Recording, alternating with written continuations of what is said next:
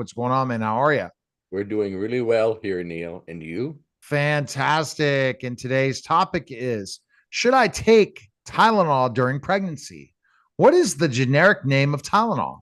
Well, depends on where you live, but in the United States, it's acetaminophen. But if you're in Europe, particularly England, it's paracetamol.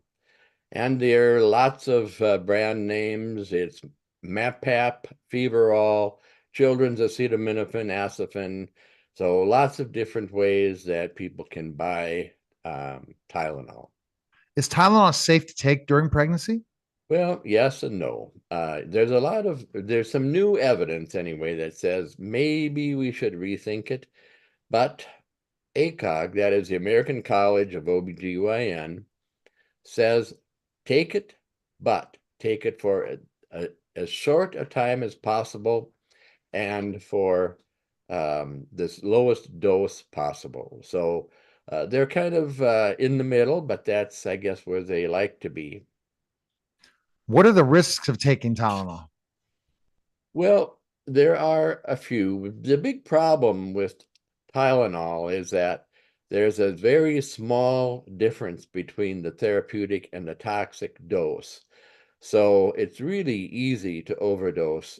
The other problem with Tylenol or acetaminophen is that it's not a very good pain reliever. What is the daily dose of Tylenol? It depends on, but you should not exceed 1,000 milligrams per dose, and you should not exceed 4,000 milligrams per day. That is if you are an adult weighing over 110 pounds. However, in the nursing home, they say not more than 3,000 milligrams or 3 grams per day. I think that for older people like myself, 2,000 milligrams or two 1,000 milligram tablets a day should be the maximum dose.